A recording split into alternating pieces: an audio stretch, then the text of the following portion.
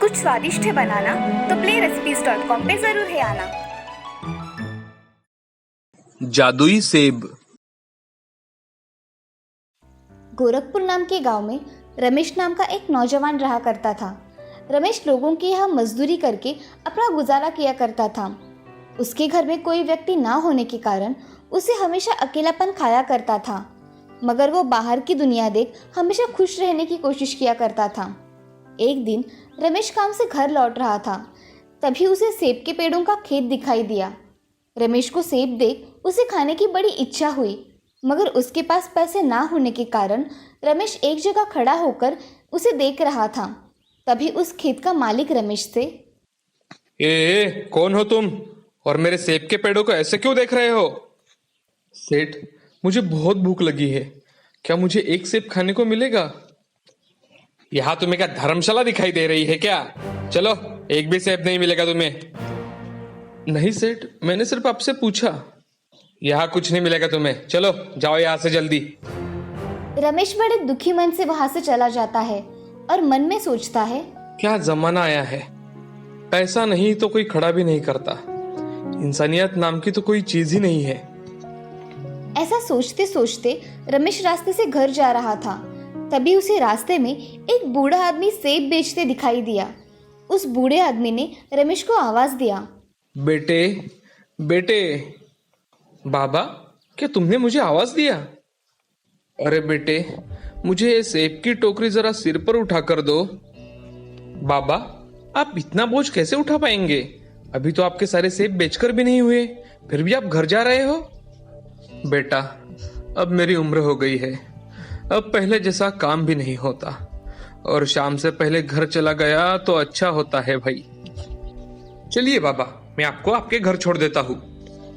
हाँ बेटे, चलो। ऐसा कहकर रमेश बूढ़े बाबा की सेब की टोकरी उठाकर चलने लगा। तभी उसके मन में एक विचार आता है और रमेश जाते समय रास्ते में आवाज देने लगा, सेब ले लो सेब, ताजे ताजे सेब, रसीले सेब, ताजे ताजे सेब। उसकी आवाज सुनकर 2-3 लोग उससे सेब खरीद लेते हैं। ये देख बूढ़ा आदमी रमेश से बहुत खुश हो गया और उसे घर ले गया। घर जाते ही रमेश ने फलों की टोकरी नीचे रख दी और बूढ़े बाबा से, बाबा, अब आप आराम करो, मैं चलता हूँ। बेटे रमेश, ये लो, तुम्हारे लिए ये 4 सेब है और इन्हें जाते वक्त ही खा लेना बेटा। धन्यवाद बाबा। ऐसा कहकर रमेश वहां से चला जाता है। घर आकर रमेश सेब में से 2 सेब खा लेता है और उसके बीज अपने पास रख देता है। सुबह उठकर 2 और सेब खा लेता है। रमेश को वो सेब इतने अच्छे लगते हैं कि वो सोचता है, मैं इस बीज को अगर मेरे बगीचे में लगा दूं तो मेरे बगीचे में भी सेब के पेड़ आएंगे। ऐसा सोचकर रमेश सेब के बीज घर के बगीचे में लगा देता है। कुछ ही दिनों में उससे छोटे छोटे पौधे बाहर आ जाते हैं। पौधों को देखकर रमेश हमेशा खुश हुआ करता था। वो उन पौधों की बड़ी अच्छी तरह से देखभाल किया करता था। वो पौधे कुछ ही महीने में बहुत बड़े पेड़ बन गए थे। रमेश को ये देख बहुत खुशी हुई। रमेश पेड़ों की अच्छी तरह से देखभाल किया करता था। एक दिन रमेश ऐसे ही सारे काम करके सो जाता है। अगले दिन जब रमेश अपने सेब के पेड़ों को देखने जाता है, तभी उसे सारे पेड़ सेब से भरे हुए दिखाई देते हैं। ये देख रमेश, इतने सारे सेब, और वो भी एक ही दिन में मेरे पेड़ को कैसे आए? कितने अच्छे और रसीले दिख रहे हैं ये सेब। ऐसा कहकर रमेश एक सेब तोड़कर खाकर देखता है तो उसे सेब रसीले और स्वादिष्ट लगते हैं। रमेश मन ही मन विचार करता है, ये सेब कितने रसीले हैं, अगर मैं इन्हें बाजार जाकर बेचूं तो बहुत अच्छे दाम मिलेंगे। ऐसा सोचकर रमेश सेब के पेड़ों से सेब तोड़कर टोकरी में डालने लगता है। सेब के पेड़ों से रमेश सेब निकाल रहा था, तभी वहां दूसरा रसीला सेब तैयार हो जाता था। ये देख रमेश चकित रह गया। रमेश ने 4 टोकरी सेब निकाले, मगर पेड़ पर से एक भी सेब कम नहीं हुआ। ये देख रमेश, अरे, ये मेरे सेब का पेड़ तो जादुई है, इससे कितने भी सेब निकालो फिर से तैयार हो जाते हैं। अब रमेश सेब से भरी हुई टोकरियों को लेकर बाजार चला जाता है और बाजार में उन्हें अच्छे दामों से बेचता है। एक आदमी रमेश से, अरे भैया, 1 किलो सेब कितने के दिए? भैया 70 रुपए किलो, आपको कितने दूं? जी मुझे 2 किलो सेब बांध देना भाई। ऐसा कहते ही रमेश उस आदमी को 2 किलो सेब दे देता है। बहुत सारे लोग रमेश से सेब खरीद लेते हैं। रमेश के पास के सेब इतने रसीले होते हैं कि लोग उसके सेब फिर से लेकर जाने लगे। ये देख रमेश बहुत खुश हो जाता है। अब रमेश सारे सेब बेचकर घर आ गया। अगले दिन रमेश 10 टोकरियां सेब निकालता है और बाजार जाकर बेचता है। उसके अगले दिन 10 टोकरियां सेब भी खत्म हो जाते हैं। अब रमेश घर जाने के लिए निकलता है। तब उसकी नजर बूढ़े बाबा पर पड़ती है। रमेश को बूढ़े बाबा की तबीयत ठीक नहीं लगती। वो तुरंत उनके पास जाकर, बाबा आपकी तबीयत तो ठीक है ना? अरे बेटा कैसे हो, कितने दिनों बाद मिले हो। बाबा आप इतने थके हुए क्यों लग रहे हो? अब इस बूढ़ा की वजह से ये हाल है, और मेरा कौन है इस दुनिया में जो मेरी देखभाल करेगा। बाबा आप चलिए मेरे साथ, आज से आप मेरे साथ ही रहेंगे। मैं आपके बेटे जैसा ही हूं ना? हाँ बेटे, तू तो मेरा बेटा ही है। ऐसा कहकर बूढ़े आदमी की आंखें भर आती है और बूढ़े बाबा रमेश को गले लगा लेते हैं। रमेश बूढ़े बाबा को लेकर अपने घर चला जाता है। उनको खाना देकर रमेश उनको सेब के जादुई पेड़ दिखाने लेकर जाता है। बाबा यहाँ आइए, ये देखिए, ये जादुई सेब के पेड़ है। आपने दिए हुए सेब के बीजों से आए हैं। वो पेड़ देखकर बूढ़े बाबा बहुत खुश हो जाते हैं और रमेश से कहते हैं, अरे रमेश बेटा, क्या ये सच में मैंने दिए हुए सेब के पेड़ हैं? बहुत अच्छे सेब लगे हैं। बाबा सभी पेड़ के सेब बहुत अच्छे हैं और लोगों को ये सेब बहुत पसंद है। ये देखिए बाबा, यहाँ से सेब निकाला तो फिर से उस जगह सेब आ जाता है। ये सेब खत्म ही नहीं होते। रमेश, ये भगवान का आशीर्वाद है। जो जादुई पेड़ तुम्हें मिला है, इसका सही तरह से इस्तेमाल करना बेटा। हाँ बाबा। रमेश उस पेड़ के बहुत सारे सेब निकालता है और बड़े व्यापारी को बेच देता है। ऐसे ही बहुत दिन बीत जाते हैं। अब रमेश अपना घर बहुत बड़ा बना लेता है और उसके पास बहुत पैसे आ जाते हैं। रमेश अब गांव का सबसे धनी व्यक्ति बन गया था। उसके घर में अब काम करने के लिए नौकर थे। अब एक दिन बूढ़े बाबा रमेश से, रमेश बेटा, अब तुम अच्छी लड़की देखकर शादी कर लो। बाबा इतनी जल्दी भी क्या है? रमेश बेटा, मेरे नजर में एक बहुत अच्छा रिश्ता है। मैं चाहता हूँ तुम वो लड़की देख लो। ठीक है बाबा, आप कहते हैं तो मैं जरूर देख लूंगा। ऐसा कहकर रमेश अगले दिन उस लड़की को देखने चला जाता है। रमेश को लड़की बहुत पसंद आ जाती है। कुछ ही दिनों में रमेश की शादी सुधा नाम की लड़की से हो जाती है। सुधा शांत स्वभाव की होने के कारण वो अच्छी तरह से घर संभाला करती थी। अब रमेश, बूढ़े बाबा और सुधा खुशी खुशी रहा करते थे। रमेश जादुई सेब के पेड़ की सहायता से गांव के गरीब लोगों की मदद किया करता था। इस कहानी से हमें ये सीख मिलती है कि जिंदगी में अच्छे कर्म करने चाहिए, कभी भी किसी का अपमान नहीं करना चाहिए, हमेशा दूसरों की मदद करनी चाहिए। सुंदरपुर नाम के गांव में एक सुशीला नाम की औरत रहा करती थी। उसको एक बहू थी जिसका नाम था राधा। राधा को एक श्वेता नाम की बच्ची थी। उसे स्कूल में छोड़ने तथा घर के सारे काम राधा ही किया करती थी। बाजार से सामान लाना, ऐसे छोटे मोटे काम तो वो आते जाते कर लेती थी। सुशीला अचार पापड़ और दही बेचने का व्यवसाय किया करती थी। उसका लड़का सुधीर खेत में काम किया करता था। उसके यहाँ एक गाय भी थी। उसी गाय के दूध से सुशीला दही बनाती थी और बेचती थी। सुशीला का धंधा बहुत अच्छी तरह से चल रहा था। उसके यहाँ एक दिन गांव का एक आदमी आता है। वो सुशीला से, सुशीला बहन, मुझे तुमसे कुछ काम है, जरा बाहर आना। अरे रघु भाई साहब, आइए ना, इधर कैसे आना हुआ? बहन, मेरे बिटिया की शादी है तो मुझे 5 किलो अचार और 5 किलो पापड़ लगेंगे। मिलेंगे ना शादी तक? हाँ मिल जाएंगे। दही भी अच्छा है मेरे घर का, मेहमान उंगलियां चाटते रह जाएंगे। हाँ वो तो पता है बहन, दही में शादी के दिन लेकर जाऊंगा। ठीक है? ठीक है भाई साहब, आपके पापड़ कल ही बना के रखूंगी और अचार भी साथ में बनाकर रखूंगी। आप कल आकर लेकर जाना। ठीक है सुशीला बहन, ये लीजिए आपका एडवांस। मैं कल आकर अचार और पापड़ लेकर जाऊंगा। जी। ऐसा कहकर रघु वहाँ से चला जाता है। रघु जाते ही सुशीला काम करने लग जाती है। उसके पास अचार था मगर उसे पापड़ तैयार करने थे, वो भी एक दिन में। इसीलिए वो जल्दी जल्दी में पापड़ का आटा बनाने के लिए लग जाती है और वो उस दिन राधा की मदद लेने की सोचती है। सुशीला राधा से, राधा, हाँ माँ जी। ज़रा इधर आना, मुझे ये पापड़ का आटा गूंदने में मेरी मदद करो। हाँ माँ जी, अभी आई। ऐसा कहकर राधा सुशीला के पास चली जाती है। राधा देखती है कि सुशीला पापड़ के आटे में मसाला थोड़ा कम डाल रही है। तभी राधा सुशीला से, माँ जी, पापड़ के आटे में मुझे लगता है कि मसाला थोड़ा कम हो गया है, थोड़ा और डालिए ना। अरे नहीं बहू, इतना ही ठीक है, ज़्यादा डाला तो हमें वो कितने में जाएगा? मगर माँ जी, हम उसके पैसे लेते हैं, ग्राहक हमें पूरे पैसे देते हैं, तो हमें भी हमारा माल अच्छा देना चाहिए ना। अरे राधा, तू मुझे मत सिखा, मैं मेरा काम अच्छी तरह से जानती हूँ, समझी? ऐसा कहकर राधा भी आटा गूंदने के लिए बैठ जाती है और बाद में उसके साथ पापड़ बेलने बैठ जाती है। काम होने के कारण राधा उठ जाती है। सुशीला थोड़ी देर वहाँ पापड़ बेलती रहती है। सुशीला 5 किलो के पापड़ बेल लेती है और उसे सुखाने के लिए रखती है। तभी राधा सुशीला को आवाज़ लगाती है, माँ जी, खाना तैयार है, आ जाइए। हाँ आई। सब खाना खाने बैठ जाते हैं। खाना खाने के बाद सुधीर अपने खेत में क्या क्या करना है इसकी बातें करता है और श्वेता अपने स्कूल की बातें बताती है।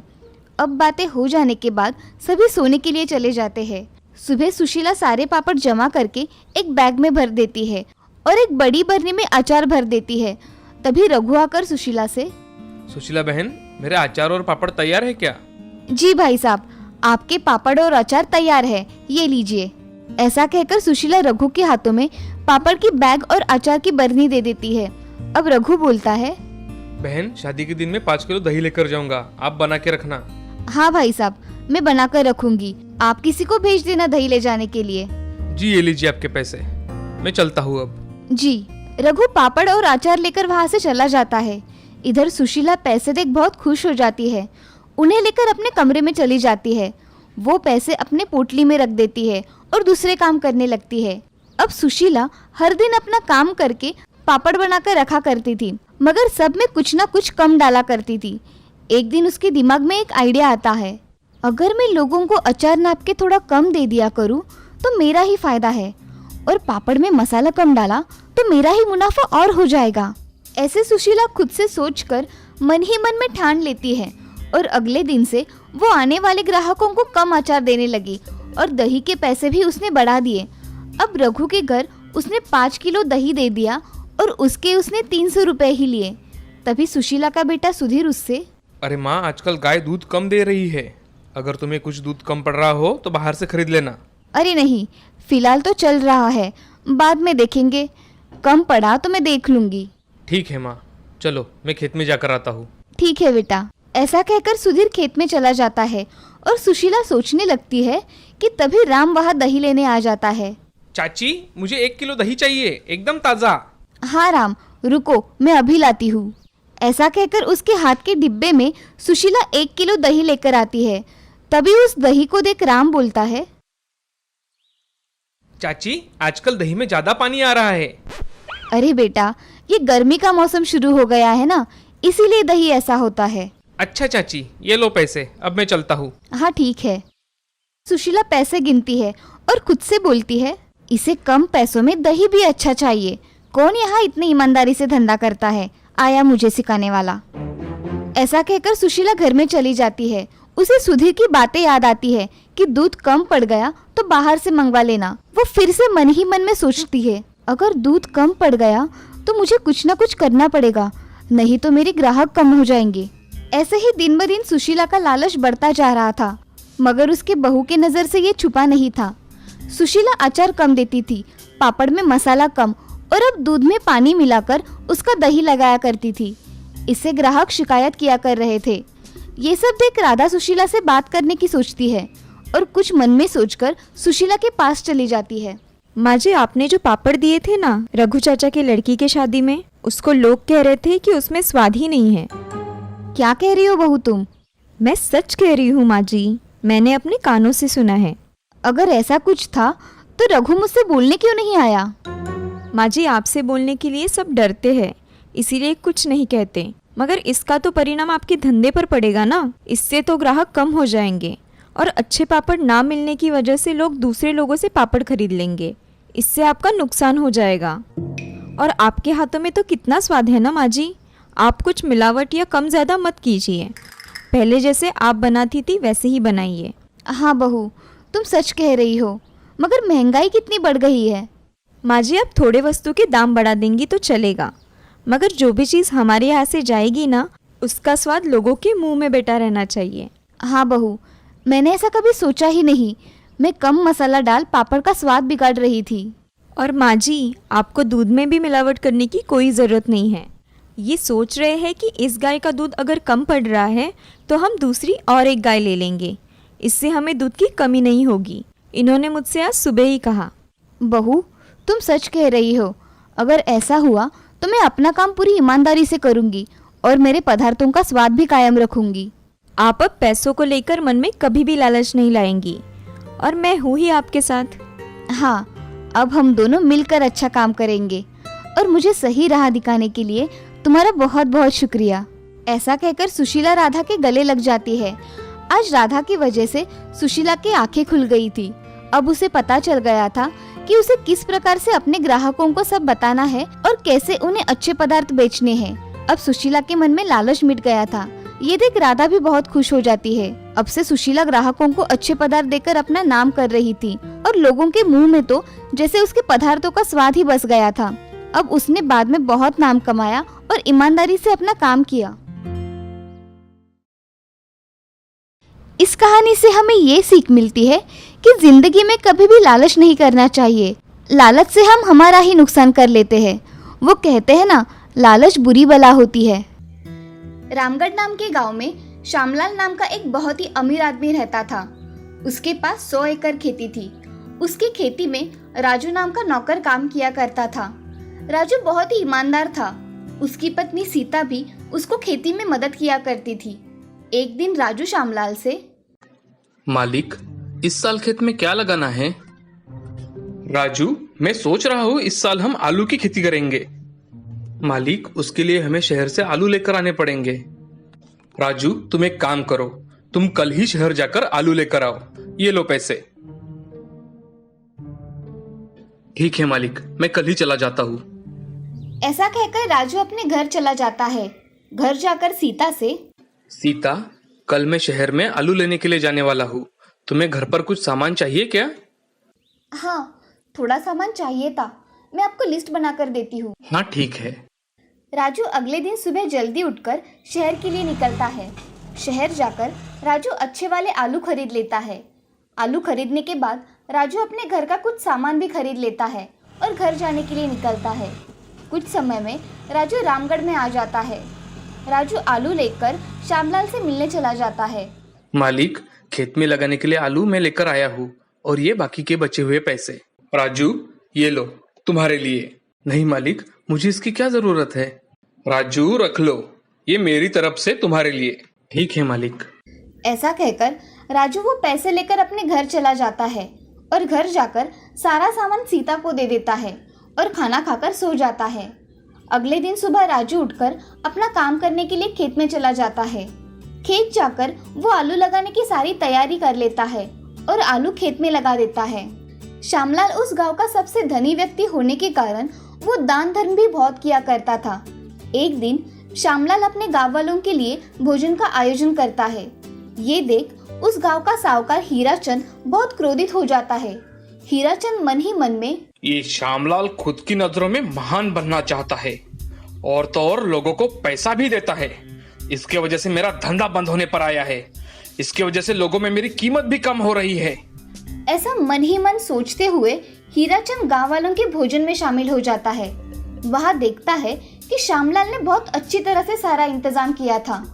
ये देख हीराचंद बहुत आग बबूला हो जाता है और गुस्से में अपने घर के लिए निकल जाता है। जाते समय उसके मन में बहुत बुरे ख्याल आते हैं। हीराचंद घर जाकर एक योजना बनाता है। उधर दूसरी ओर श्यामलाल के यहाँ भोजन खाकर लोग संतुष्ट हो जाते हैं और अपने अपने घर चले जाते हैं। हीराचंद रात के समय गांव के बाहर सिद्ध बाबा के पास चला जाता है और उनसे, प्रणाम बाबा। कहो हीराचंद, क्या काम है? आज कैसे आना हुआ? बाबा, मुझे आपकी सहायता की सख्त जरूरत है बाबा। कहो, क्या सहायता चाहिए तुम्हें हीराचंद? बाबा, श्यामलाल की वजह से मेरे साहूकारी का धंधा ही नहीं चल रहा। मुझे उसको बर्बाद करना है बाबा। सिद्ध बाबा अपना ध्यान लगाकर देखते हैं और वो आंखें खोलकर हीराचंद से, हीराचंद, श्यामलाल ने इस साल खेतों में आलू लगाए हैं। ये भस्म लो और उसके खेतों में छिड़क कर आओ, जिससे उसके सारे खेत जल जाएंगे। ऐसा कहकर सिद्ध बाबा हीराचंद को भस्म देते हैं। वो भस्म हीराचंद अपने पास लेकर सिद्ध बाबा के पैर पड़कर आशीर्वाद लेता है। बाबा, अब मैं चलता हूँ। मुझे उसके खेत में जाकर ये भस्म भी तो डालना है। जाओ हीराचंद। ऐसा कहकर हीराचंद वहां से श्यामलाल के खेत के पास चला जाता है। हीराचंद अपनी पोटली में से भस्म निकालकर सभी खेत में डाल देता है और अपने घर चला जाता है। सुबह जब राजू खेत में काम करने के लिए आता है तो उसे सारा खेत सूखा हुआ दिखाई देता है। तभी वो मन में, ऐसा कैसे हो सकता है? कल शाम तक तो खेत अच्छा था, ये अचानक क्या हो गया? राजू दौड़ते हुए श्यामलाल के पास चला जाता है और श्यामलाल से, मालिक, हमारे खेत में लगाए हुए सारे आलू के पौधे सूख गए हैं। कल शाम को मैं गया था तो सब अच्छा था, आज सुबह जाकर देखा तो सब सूखा हुआ है। क्या हुआ क्या पता मालिक। उसकी बातें सुन श्यामलाल राजू से, अरे ऐसा कैसे हो सकता है? चलो अभी जाकर देखते हैं। चलो मालिक। श्यामलाल राजू के साथ खेत में चला जाता है और अपने खेतों को देख हक्का बक्का रह जाता है। उसका अपनी आंखों पर विश्वास ही नहीं होता। तभी श्यामलाल राजू से कहता है, अरे राजू, ये आलू के सारे पौधे तो जल गए हैं, अब इनका कोई उपयोग नहीं है। जाओ घर जाकर ट्रैक्टर लेकर आओ और सब जमीन खोद डालो। जी मालिक।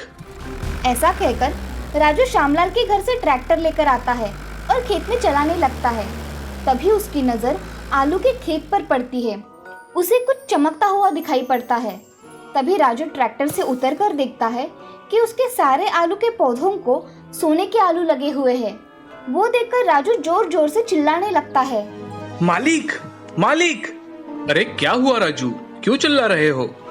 राजू अपने हाथ में सोने के आलू लेकर आता है और श्यामलाल को दिखाता है। श्यामलाल उसके हाथ के आलू लेकर, अरे ये तुम्हें कहाँ से मिले? मालिक, ये हमारे खेत से निकले हैं। मालिक देखिए ना, मुझे लगता है ये सोने के आलू है। दिखाओ, देखने दो मुझे जरा। ऐसा कहकर श्यामलाल ने सोने के आलू अपने हाथ में लेकर देखे तो वो सच में सोने के आलू थे। उन्हें देख श्यामलाल बड़ा खुश हो गया और राजू से, राजू एक काम करो, खेत के सारे आलू निकाल कर देखो। जी मालिक। ऐसा कहकर राजू ट्रैक्टर से सारे खेत के आलू निकालता है। सारा खेत सोने से चमक रहा था। राजू उन सब आलूओं को घर लेकर आता है और श्यामलाल से, मालिक, हमारे खेत से 4 ट्रॉली सोने के आलू निकले हैं। राजू ये सब अपने घर में रख दो, हम इसे पूरे गांव में बांटेंगे। जी मालिक। अगले दिन सारे गांव में ये खबर जैसे आग की तरह फैल गई कि श्यामलाल के खेत में सोने के आलू निकल आए हैं। ये खबर हीराचंद के कानों पर पड़ी तो हीराचंद आग बबूला हो उठा और सिद्ध बाबा के पास जाकर, बाबा, आपने जो मुझे भस्म दिया था उसकी वजह से श्यामलाल के खेत में तो सोने के आलू बन गए हैं। हीराचंद, मैंने वो भस्म उस पौधों को मारने के लिए दिया था, लेकिन उसके पुण्य कर्मों की वजह से उसे उस खेत में सोने के आलू मिले। अब तुम भी अच्छे कर्म करो और लोगों की दुआएं लो। हीराचंद को अब अपनी गलती का एहसास हो गया कि वो कितना लालची था और श्यामलाल उसके पास सब होकर भी उसे थोड़ा भी लालच नहीं था।